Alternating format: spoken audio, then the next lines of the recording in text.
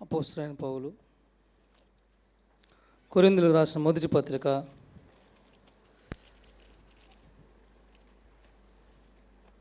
11వ అధ్యాయం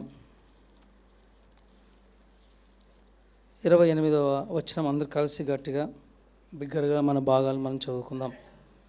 కాబట్టి ప్రతి మనుషుడు తాను పరీక్షించుకొనెను, అలాగ చేసి ఆ రొట్టెని తిని ఆ పాత్రలోది త్రాగవలెను. నిర్గమకాండం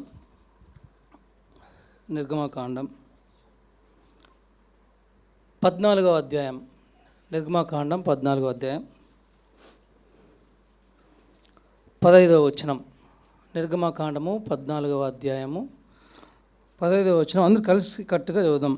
అంతలో యెహోవా మోషేతో, నీవేళ నాకు మొర పెట్టుచున్నావు, సాగిపోవుడి అని ఇశ్రాయేలుతో చెప్పుమో. సహాయం కొరకే ప్రార్థన చేసుకుందాం.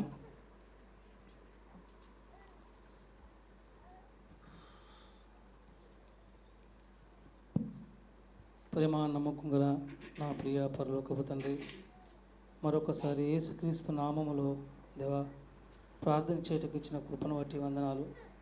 ఉదయకాలం నీ దాసుని ఏర్పాటు చేసుకుని లేఖనం భాగం ద్వారా మాతో అందరితో మాట్లాడుతూ వచ్చారు. అందరి బట్టి వందనాలు, స్తుతులను చెల్లిస్తూ వస్తున్నాం తండ్రి. ఆ కథలో చెప్పిన రీతిగా కుమారుడు మరణించకపోతే దేవా అనేకులు చనిపోవాలి, మరి అనేకులు బ్రతకాలంటే కుమారుడు చనిపోవాలి దేవా. మరి మా అందరి కోసం దేవా నీ కుమారుని దేవా నలగొట్టుటకు మీకు ఇష్టమైంది తండ్రి. అందరిని బట్టి దేవా నీకు వందనాలు. తద్వారా నా జీవితంలో రక్షణను మారు మనసు అనుగ్రహిస్తూ వచ్చారు దేవా. నీకు వందనాలు, స్తుతులు చెల్లిస్తూ వస్తున్నాను. వాళ్ళకి మేము సమీపిస్తుండగా తండ్రి యోగ్యమైన రీతిలో తండ్రి మరి పవిత్రంగా మేము అందులో పాలు పొందుడు కృప దయచేయండి దేవా. వాక్య పిలువలో నాతోనూ మా అందరితోనూ మాట్లాడమని యేసు నామమున అడిగి పెట్టుకుంటున్నాం తండ్రి, ఆమేన్.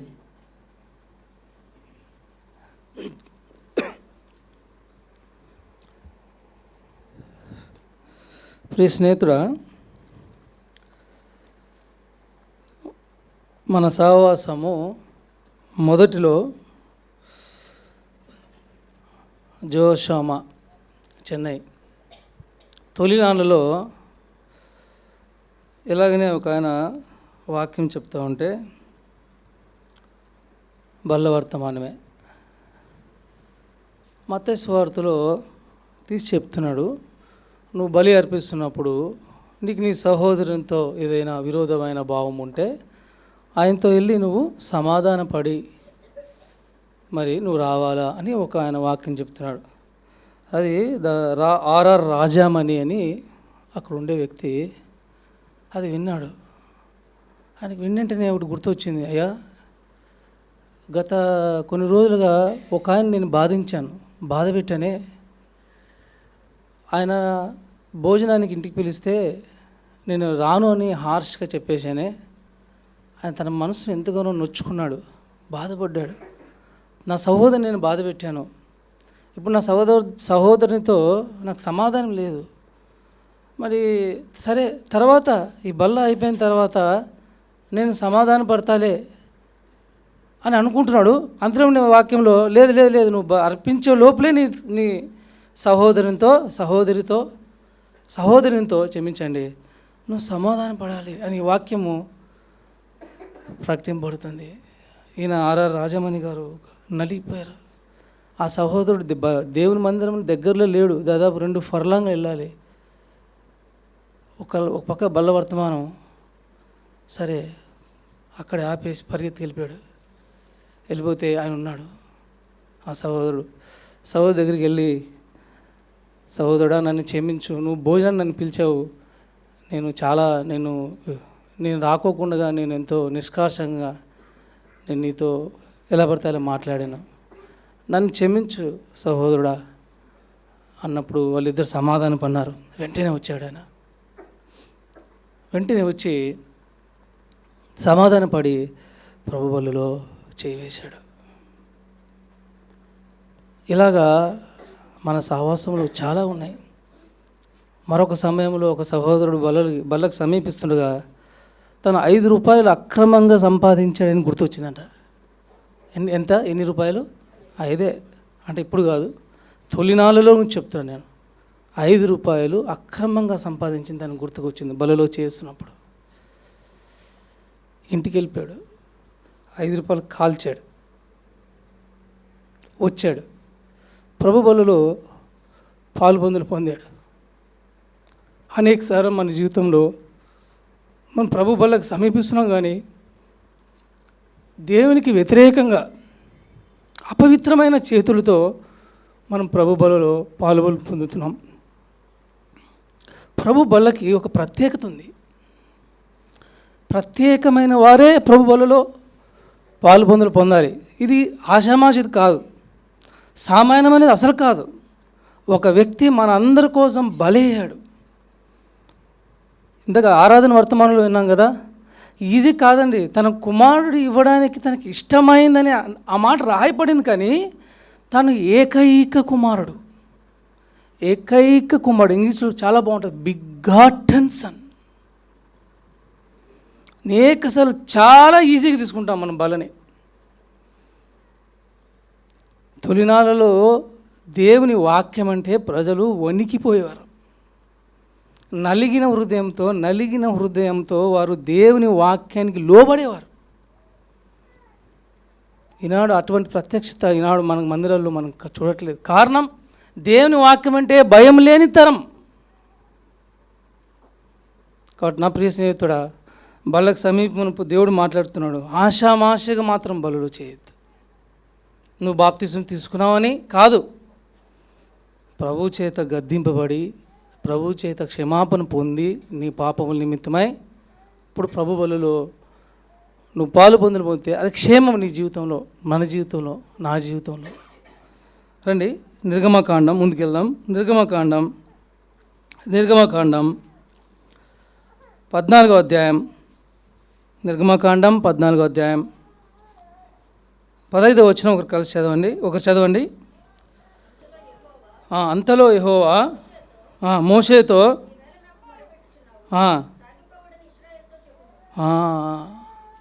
సాగిపో, అయ్యా మోషే ఎందుకే మొరపెడుతున్నావు?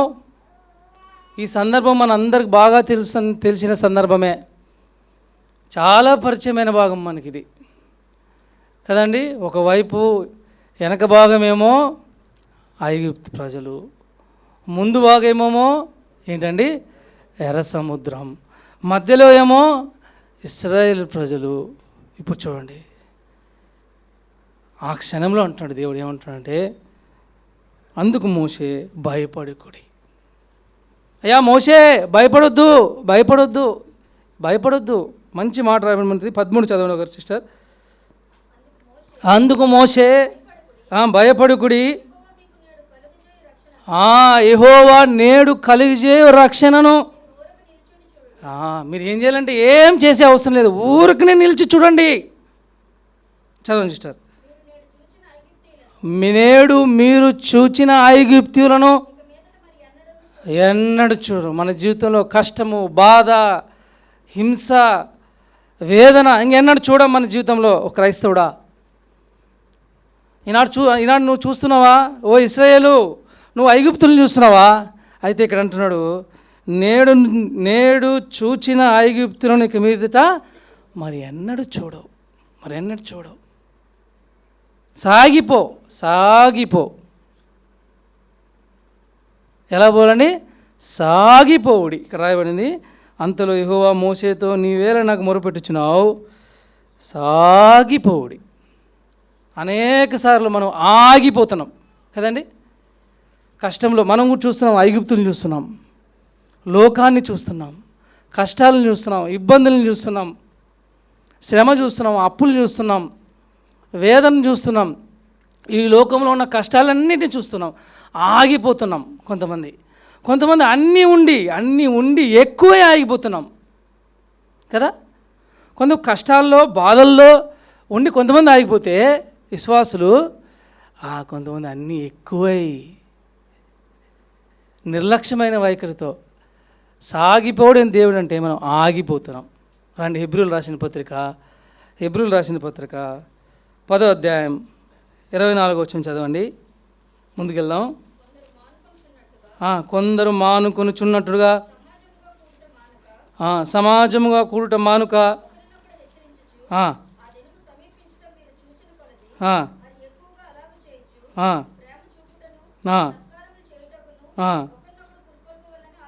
ఒకరినొకడు పురికొల్పవలనని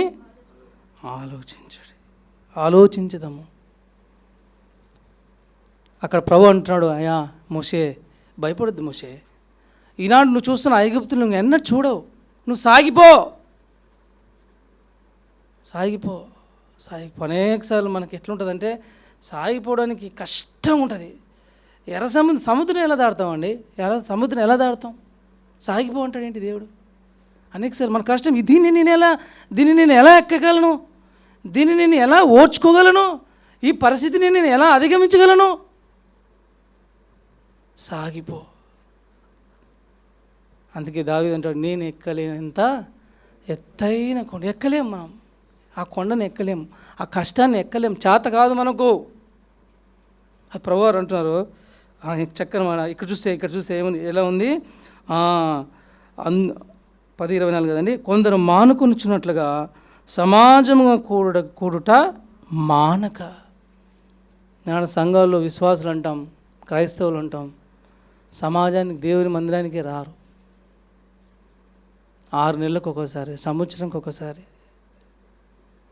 కానల్ క్రిస్టియన్స్, నామకార్థ క్రైస్తవులే కానీ వారు దేవుని దృష్టిలో వారు క్రైస్తవులు కాదు.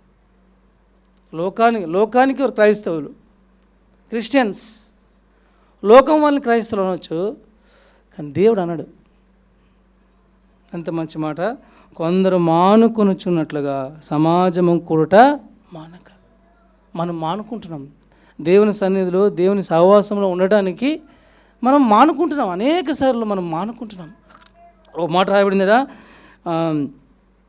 ఒకరినొకడు హెచ్చరించచ్చు, ఆ దినము సమీపించుట మీరు చూచిన కొలది మరి ఎక్కువగా అలాగే చేయొచ్చు. ప్రేమ చూపుటకు సత్కారములు చేటుకును ఒకరినొకడు పురికొల్పవనని ఆలోచిద్దాం. సమాజంగా కూడుకునేది మానుకునే స్థాయిలో ఈనాడు విశ్వాసులు ఉన్నారు. లోకం వైపు చూస్తున్నారు, దేవుని వైపు చూడట్లేదు, లోకం వైపే చూస్తున్నారు. అందుకే వారు సమాజంగా మానుకుంటున్నారు. దేవుని కంటే ఎక్కువైపోయినాయి లోకంలో ఉన్న పనులు. మనందరికీ దేవుని మందిరం కంటే దేవుని సమాజంలో దేవుని సహవాసంతో ఉండుట కంటే లోకంలో ఉన్న పనులు మనకి ఎక్కువ. ప్రభు అన్నాడు, అయ్యా ఇశ్రాయేలు ప్రజలారా, మోషే భయపడొద్దు, ఆ ఐగుప్తు ప్రజలను చూడొద్దు, ముందుంది సముద్రం, దాటు, సాగిపో. రండి ఆ మాట మళ్ళీ చదువుదాము, అందరూ చదువుదాం ఆ మాట. నిర్గమకాండము 14వ అధ్యాయం, నిర్గమకాండం 14వ అధ్యాయం 15వ వచనం, అందరూ చదువుదాం ఆ మాట. అంతలో యెహోవా మోషేతో, నీవేళ నాకు మొరపెట్టుచున్నావు, సాగిపోవుడని ఇశ్రాయేలుతో చెప్పు. సాగిపోవుడి ఈరోజు మన అంశం. మనం సాగిపోదాం. మనం ముందుంది ఎర్ర సముద్రం, మనం ఎక్కలేం, కానీ ప్రభు ఎక్కిస్తాడు మనల్ని. ఎందుకు సాగిపోవాలి? రండి, హెబ్రీయులకు రాసిన పత్రిక ఒక మంచి మాట ఉంటుంది. హెబ్రీయులకు రాసిన పత్రిక 6వ అధ్యాయం, హెబ్రీయులకు రాసిన పత్రిక 6వ అధ్యాయం 2వ వచనం చదవండి.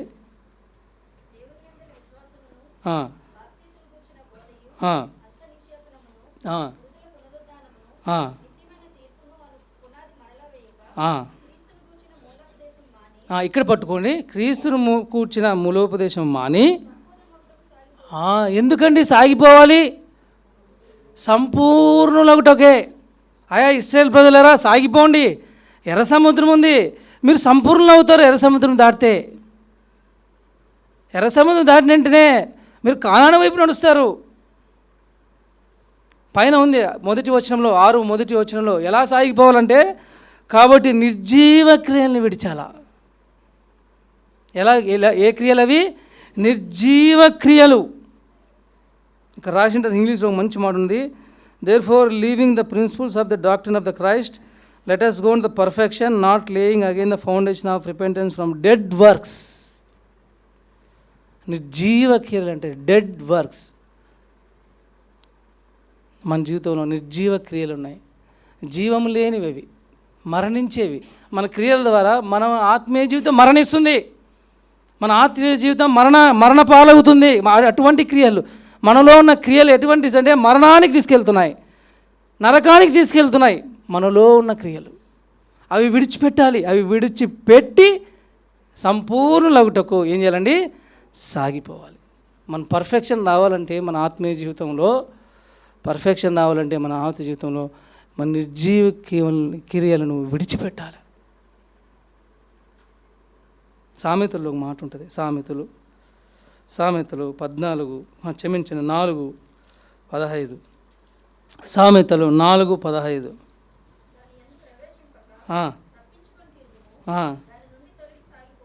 ఏంటి అది? దాని అన్నారు కదా, 14 చదవండి సిస్టర్.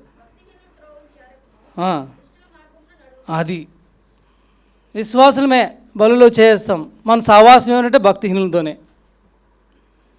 ఇక్కడ ప్రభు అంటున్నాడు,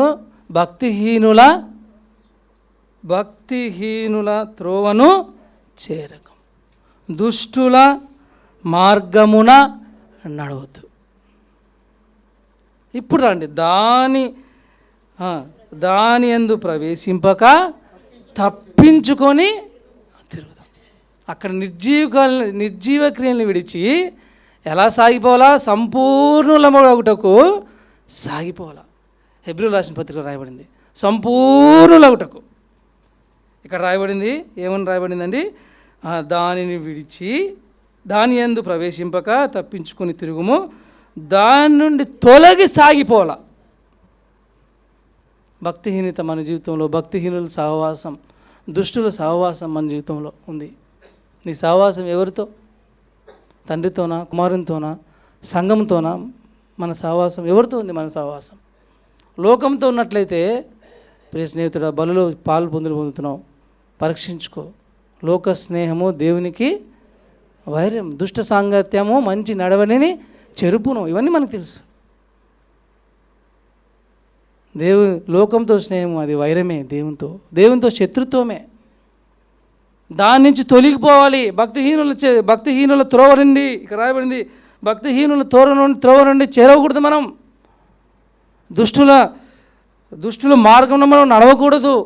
దాని నుంచి తొలగి సాగిపోవాలి ముందుకి. ప్రియ స్నేహితుడా, ప్రభు బల్లకు సమీపమునుపు మనం పరీక్షించుకుందాం, సాగిపోదాం. హెబ్రీయులకు రాసిన పత్రికలో 10:24 ఆగిపోవద్దు. సమాజంగా కూడిట ఆగిపోవద్దు. దేవుని మందిరానికి వద్దాం, దేవుని మందిరంలో ఉందాం, పరిస్థితులతో కలిసి జీవిస్తాం, కలిసి బ్రతుకుదాం, కలిసి అందరూ కూడా ఈనాడు ఈ లోకాన్ని ముగించుకుందాం, పరలోక రాజ్యంలో ఉందాం. ఇటువంటి భాగ్యం ఎవరికి ఉందండి? ఈనాడు లోకంలో ఎవరికి లేదు. ఇటువంటి గొప్ప భాగ్యం ఎవరికి లేదు. మొదటి కొరింథీయులకు రాసిన పత్రిక మొదటి అధ్యాయంలో చదవండి, 26, 27, 28 లాస్ట్ వరకు చదివితే ఏడుపు వస్తుంది. ఎవరు మనం అసలు? అక్కడ రాయబడింది. కాబట్టి చక్కగా ఉందాం, సంపూర్ణులగుటకు సాగిపోదాం, ముందు కొనసాగుదాం, మన జీవితంలో నిర్జీవాన్ని విడిచిపెడదాం. ఇక్కడ రాయబడింది ఏమంటే, భక్తిహీనుల మార్గం వద్దు, దుష్టుల మార్గాలు వద్దు. మన జీవితంలో మనం వింతైన ప్రజలండి. ఈనాడు ఈ లోకంలో వింతైన ప్రజలు, క్రైస్తవులు అంటే వింతైన ప్రజలు, ప్రత్యేకంగా ఉన్నవారము. మనం లోకంతో రాజీపడ్డాం చాలాసార్లు. రండి, సాగిపోవడానికి 2-3 చూద్దాం. మొట్టమొదటిది మత్తయి సువార్త, ఎలా సాగిపోవాలో. మత్తయి సువార్త 14, మత్తయి సువార్త 14:31 చదవండి. మత్తయి సువార్త 14:31 చదవండి సిస్టర్, పర్లేదు.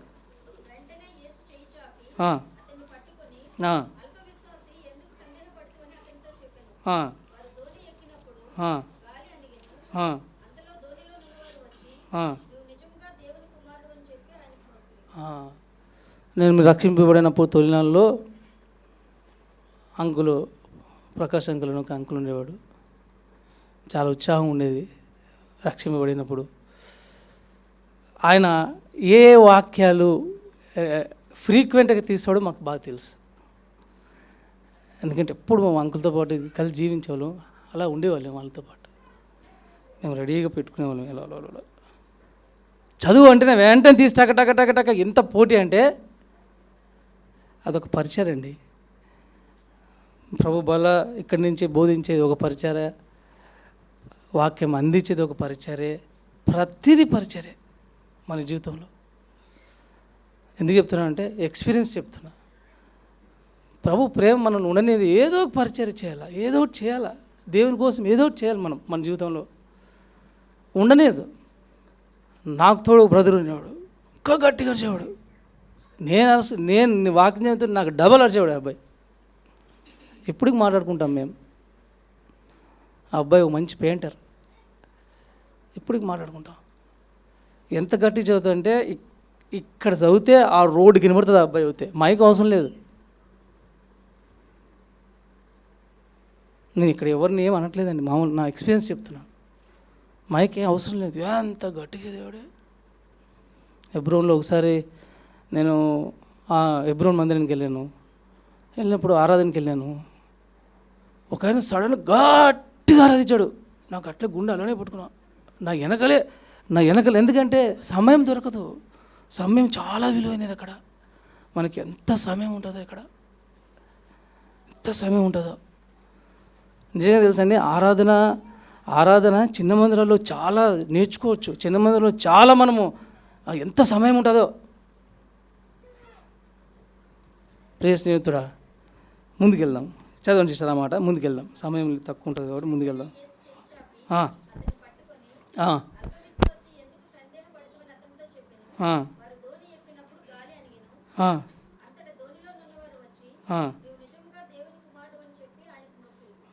ఎవరండి అన్న అల్పవిశ్వాస పేరు? ఏం పేరు చెప్పండి?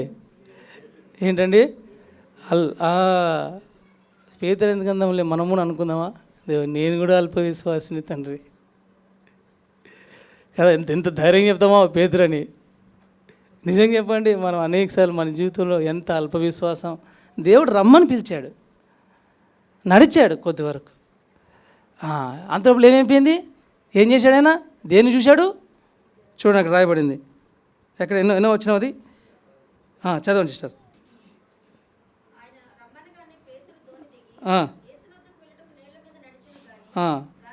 30 గాలిని చూచి రమ్మన్నాడు. వచ్చింటే అయిపోయాడు. దేవుని చూసుకుంటూ అలా వచ్చింటే అయిపోయాడు, సక్సెస్ఫుల్ అయిపోయాడు. గాలిని చూచాడు. ఇప్పుడు అయిపోయింది, సాగిపోయేవాడు సముద్రంలో పడిపోయాడు. సాగిపోయే పేతురు సాగరంలో పడినాడు. కారణం గాలిని చూచాడు. అందుకే అంటున్నాడు, ఓ ఐగుప్తులారా, ఓ ఇశ్రాయేలు ప్రజలారా, నేడు మీరు చూస్తున్న ఎవరండి వారు? ఐగుప్తు ప్రజల్ని మీరు చూడరు. ఇంకా మీరు చూడరు. నిజమా అబద్ధమా అండి? నిజమే. సాక్షాత్తు వాళ్ళ కళ్ళెదురుగా చనిపోయారు. సాక్షాత్ కళ్ళెదురుగా ఐగుప్తు ప్రజలు, వారి రథాలు, మానవులు అందరూ సముద్రంలో కలిసిపోయారు. హిస్టరీ ఇక్కడ రాయబడింది. ఎంత మంచి మాట. పేతురు గాలిని చూచి భయపడి మునిపోసాయి, ప్రభువా నన్ను రక్షించమని కేకలు వేశాను. సాగిపోయేవారు అల్ప విశ్వాసం ఉండకూడదు. సాగిపోయేటప్పుడు మన జీవితంలో అల్ప విశ్వాసం ఉంటే ముందుకు కొనసాగలేం. సాగిపోవలసిన మనము సాగరంలో కలిసిపోతాం అల్ప విశ్వాసం ఉంటే. ఇక్కడే ఇదే అధ్యాయంలోనే ఇంకొక మంచి విశ్వాసం చూపిస్తాను చూడండి. ఇక్కడే మత్తయి సువార్త 15.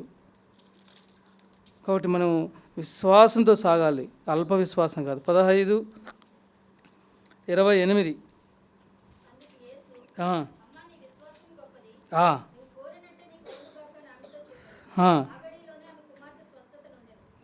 చూసారా? కానాను స్త్రీ. ఈ స్త్రీ ఎవరంటండి? అల్ప విశ్వాసకి పేరు పెట్టేశాం కదా మనం పాపము. ఈ విశ్వాసకి ఏంటంటే కానాను స్త్రీ. అక్కడ చదవండి, మీకు కావాలంటే బాగుంటుంది. ఎక్కడ ఎన్నో వచ్చినా చూడండి, కానాను స్త్రీ ఉంటుంది అక్కడే. చదవండి సిస్టర్ అన్నమాట.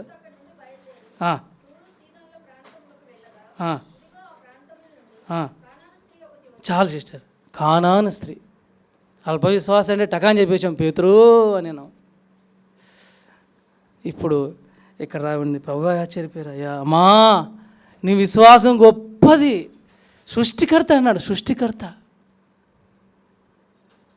చూడండి, బాగా గుర్తుపెట్టుకోండి. మన జీవితంలో ఏదైనా పొందాలి అంటే, ఏదైనా నీ జీవితంలో రాసి పెట్టుకుందాం. ఈరోజు మనం అందరం రాసి పెట్టుకుందాం. నీ జీవితంలో దేవుని ద్వారా పొందాలి. దేవుని ద్వారా, మనుషుల ద్వారా కాదు, రాజుల ద్వారా కాదు, అధికారుల ద్వారా కాదు, దేవుని ద్వారా. అంత మంచి, అంతకి మించి ఎక్స్పీరియన్స్ ఎక్కడ లేదు. దేవుని ద్వారా పొందాలి అంటే ఇంటికి పోయిన తర్వాత మీరు ఈ అధ్యాయంలో ఈ సారాంశం చదవండి. మామూలుగా విసిగిలే, అది పెద్ద ప్రసంగం, పెద్ద ప్రసంగం. మామూలుగా దేవుని అక్కడ ఉన్న ప్రజలు, అక్కడ ఉన్న శిష్యులు ఉన్నారు, అయ్యా చూడయా ఏంటయ్యా,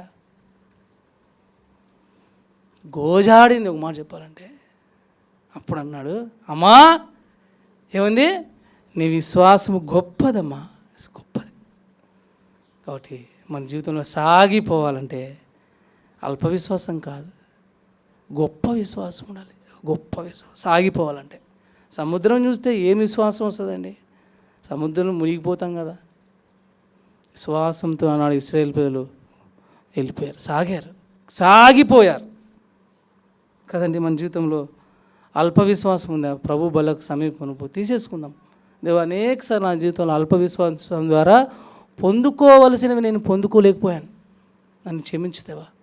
నేను ఆ స్త్రీ వలె, కానాను స్త్రీ వలె విశ్వాసం కలిగి సాగిపోవాలి తండ్రి. ఎన్నో కష్టాలు ఉన్నాయి, బాధలు ఉన్నాయి, ఇబ్బందులు ఉన్నాయి, నా జీవితంలో వేదన ఉంది, కొనసాగలేకపోతున్నానయ్యా. ఎర్ర సముద్రం ఉంది నా జీవితంలో, లోకం ఉంది నా జీవితంలో, పాపం ఉంది, అతిక్రమం ఉంది, అన్నీ నన్ను ఆపుతున్నాయి. నిర్జీవ క్రియలు ఉన్నాయి, నన్ను ఆపుతున్నాయి. భక్తిహీనత ఉంది, ఆపుతుంది. అయ్యా నన్ను క్షమించాయా. నిర్జీవ క్రియలు నేను ఈరోజు విడిచిపెడుతున్నాను దేవా అని మనం అడగాలి. దేవుని మందిరంలో అడిగి మనం ప్రభు బలులో పాలు పొందితే ఆశీర్వాదం, అది ఆశీర్వాదం.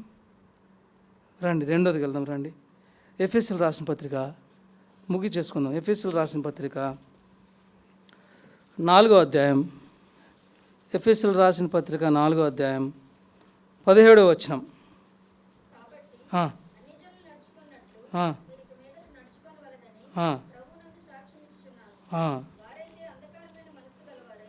అవును, చదవండి సార్.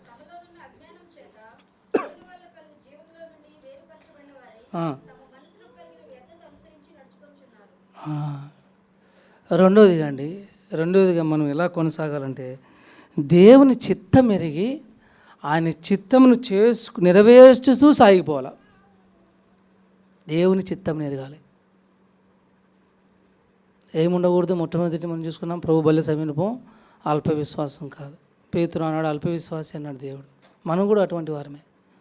కానాను స్త్రీ అన్నాడు, అయ్యా అమ్మా నీ విశ్వాసము గొప్పదమ్మా, గొప్పది నీది, నీ విశ్వాసం గొప్పది. ప్రార్థనా పర్వాలేమో ఒక మాట చెప్పాలంటే. గోజాడింది దేవుని దగ్గర, విజయం పొందుకుంది. అంతకంటే ఆనందం ఏముంది? ఎక్కడ చూసాము మన జీవితంలో? రెండోది చూస్తున్నాము, మన జీవితంలో దేవుని చిత్తం ఎరిగి దేవుని చిత్తానుసారంగా నడుచుకుంటూ సాగిపోవాలి. సాగిపోవాలంటే ఇక్కడ చూడ రాయబడింది 4:15లో. మరొకసారి చదివించారన్నమాట. అన్యజనులు నడుచుకున్నట్లు ప్రభువునందు సాక్ష్యం ఇచ్చుచున్నాను. చాలు సిస్టర్. అన్యజనులు నడుచుకున్నట్లు. ఈనాడు పెళ్ళి వస్తే మనం అన్యజనుల హరిజనుల, అదే మన ఇంకో తాతగారు చెప్తారు కదా, అన్యజనుల హరిజనుల విశ్వాసుల పిశాచుల అన్నీ బయటపడిపోతాయి పెళ్ళి వస్తే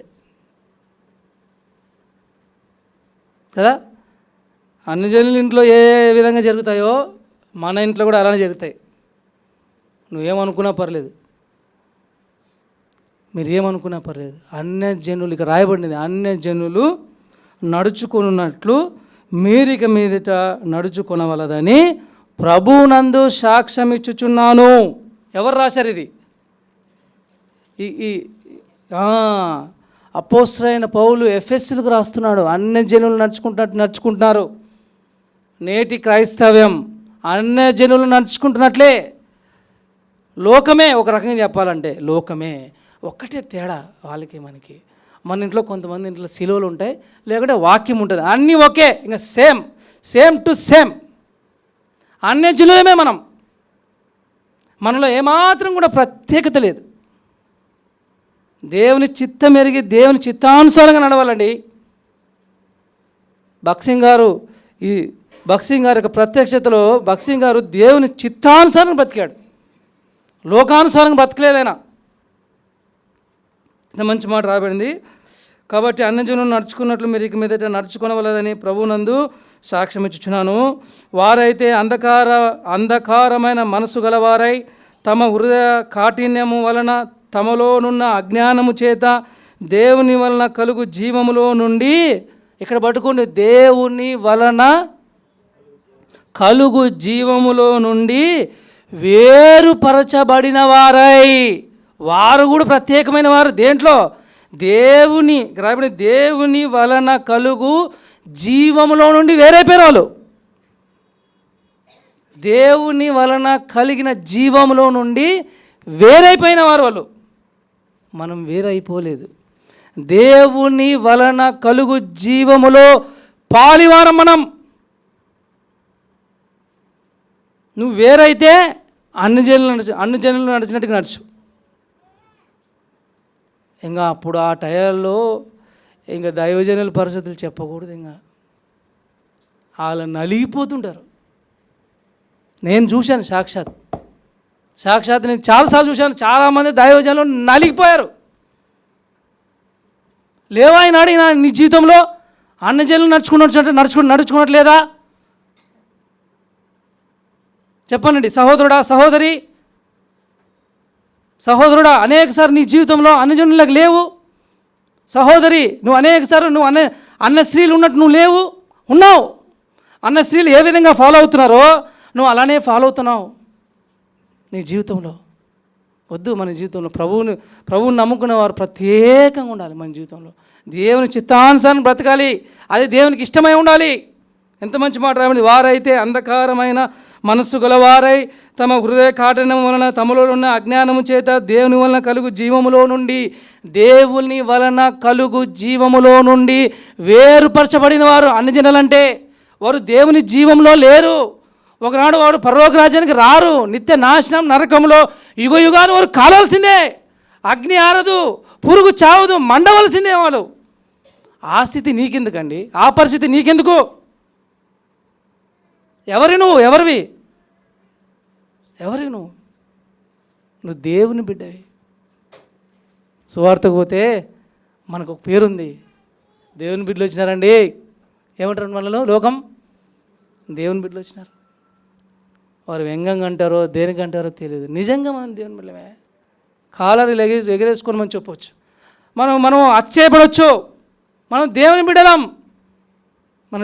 ఈ లోకంలో రాజులు ఉన్నారు, ఘనత కలిగిన వారు ఉన్నారు, డబ్బు కలిగిన వారు ఉన్నారు, ఎన్నో వేల మంది ఉన్నారు, మనకైనా శ్రేష్టమైన భక్తి కలిగిన వారు ఉన్నారు. అయినప్పటికీ వారికి లేనిది మనకు ఉన్నది ఏంటి? ప్రత్యేకత. దేవుడు నిన్ను ఎన్నుకున్నాడండి, నిన్ను ప్రేమించాడు కాబట్టే దేవుడు నిన్ను సంఘానికి తీసుకొచ్చాడు. సంఘానికి వచ్చి నువ్వు అనేకసారి నిర్లక్ష్యంగా బ్రతుకుతున్నావు, ఆలస్యంగా బ్రతుకుతున్నావు. ప్రభు చిత్తానుసారంగా మనం బ్రతుకుతున్నామా? దేవుని చిత్తానుసారంగా మనం బ్రతుకుతున్నామా? దేవుని చిత్తము అనే దేవుని చిత్తానికే ఒక ప్రత్యక్షంగా ఉన్న ఒక సహవాసంలో ఉండి దేవుని చిత్తానికి అంటేనే ఒక సహవాసం గుర్తొస్తుంది. అటువంటి సహవాసంలో ఉండి అన్యజనులు ప్రవర్తించినట్టుగా మనం అనేకసార్లు ప్రవర్తించాం. సిగ్గుపడదాం. ఈరోజు మనం సిగ్గు తెచ్చుకుందాం. ప్రియ స్నేహితుడా, చదవండి చేశారు మరొకసారి ఆ మాట 4:17 చదవండి ఒకసారి.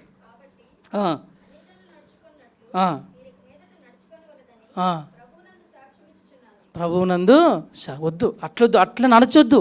సాగిపో. ఎలా సాగిపోతావు? అన్యజనుల్ని దేవుని వలన కలుగు జీవములో నుండి వేరైన వారు వాళ్ళు. అంటే దేవుని జీవంలో లేరు వాళ్ళు. మనం పాలైన వారం కదండి. మనం పాలైన వారం.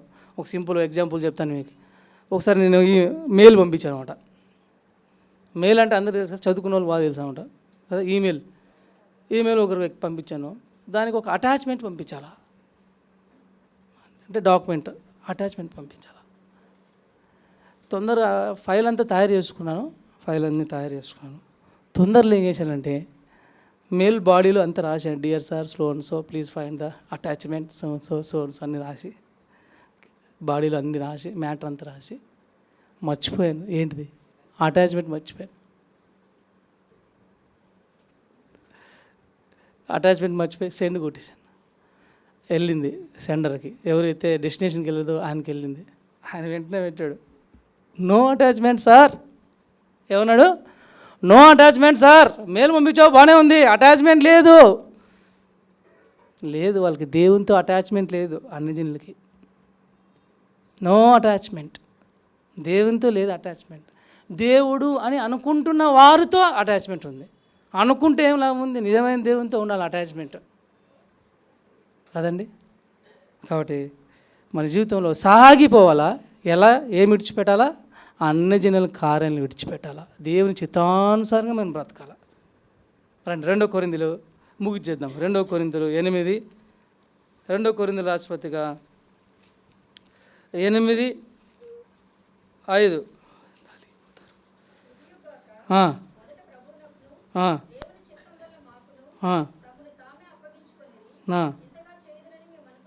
చూశారండి ఎంత మంచి మాట అది. కొరింథీలు రాస్తూ పౌలు అంటున్నారు, ఇదియుగాక మొదట ప్రభువుకును దేవుని చిత్తము వలన మాకును తమ్మును తామే అప్పగించుకున్నారు. దేవుని చిత్తానికి అప్పచెప్పుకున్నారు వాళ్ళు. ఇటువంటి అనుభవం మనకు ఎంత మంచి అనుభవం ఇది. ఇదియుగాక మొదట ప్రభువుకును దేవుని చిత్తం వల్ల మాకును తమ్మును తామే అప్పగించుకునేది ఇంతగా చేయుదురని మేము అనుకోలేదు. అసలు అనుకోలేదు, ఊహించలేదు బ్రదర్. ఆ సంఘము, అక్కడున్న మనుషులు దేవునికి మాకును ఇంతగా దేవుని చిత్తానికి అప్పగిపుకుంటున్నారు. నా ప్రియ స్నేహితుడా, ప్రభు బల్లకు సమీపమునుపు సాగిపోదాం. మన జీవితంలో ముందుకు వెళ్దాం, సాగిపోదాం. నిర్జీవికల్ని విడిచిపెడదాం, భక్తిహీనతని విడిచిపెడదాం, దుష్టుల మార్గం నుండి బయటకు వద్దాం. అల్ప విశ్వాసంతో కాదు. కానాని స్త్రీ మంచి ఎగ్జాంపుల్ ఉంది మన జీవితంలో. బలమైన విశ్వాసం అండి ఆమెది. అసలు ఆ అధ్యాయంలో ఆ కానాని స్త్రీ మాట్లాడినట్టు ఎవరు మాట్లాడారండి? ఎవరు మాట్లాడారు? ఒక తండ్రితో ఒక కుమార్తె కొట్లాడుతుంది, హక్కుగా కొట్లాడుతుంది. ఒక తండ్రితో కుమార్తె కొట్లాడినట్టు కొట్లాడింది. అప్పుడు అన్నాడు, అమ్మా నీ విశ్వాసము గొప్పది. అటువంటి విశ్వాసంతో సాగిపోదాం. రెండవదిగా దేవుని చిత్తానుసారంగా మనం సాగిపోదాం. అన్ని జనులు ప్రవర్తించినట్టు కాదు, దేవుని చిత్తానికి మన జీవితాన్ని అప్పచెప్పుకుందాం. అన్ని జనులు నడుచుకున్నట్టు వదిలేద్దాం. ఇప్పటికే రకరకాలుగా మన క్రియల వల్ల, మన బాధల వల్ల, మన అన్య ఆచారాల వల్ల మనము దేవుని బాధ పెట్టేది ఒక ఎత్తు, ఇంకా దైవజనులు అయితే నలిగిపోతారు. వాళ్ళు ఏం చెప్పలేక బాధపడి ఇబ్బంది పడి వాళ్ళు బాధ చెప్పుకోలేము. సరే, ఆత్మీయతలో నువ్వు విశ్వాసంలో అప్పప్పుడు రక్షింపన్నావు, చిన్న పిల్లోడు అనుకుందాం, అప్పుడే రక్షింపన్నావు, ఇంకా తెలీదు, ఇంకా పూర్తిగా మారబోతున్నావు, క్రీస్తు స్వరూపంలో మారడానికి ఇంకా సమయం పడుతుంది. అప్పుడే రక్షింపన్నావు అంటే అర్థం చేసుకోవచ్చు. కానీ వెనకల ఒక 20 సంవత్సరాలు 15 సంవత్సరాలు ఏంటి అవి ఎక్స్పీరియన్స్. బ్రదర్, నేను 20 సంవత్సరాల నుంచి ఇక్కడే, ఐఎమ్ సీనియర్. దేంట్లో? దేవునికి వ్యతిరేకమైన పనులు చేయడంలో. వద్దు, అన్ని జనులు చేసినట్టు మనం చేస్తే అది దేవుడు మనం మెచ్చడు. ప్రభు బలకు సమీపమునుపు ఈ వాక్యాన్ని మన హృదయంలో నెమరు వేసుకొని పశ్చాత్తాపడి ప్రభు బలలో పాలు పొందుదాం.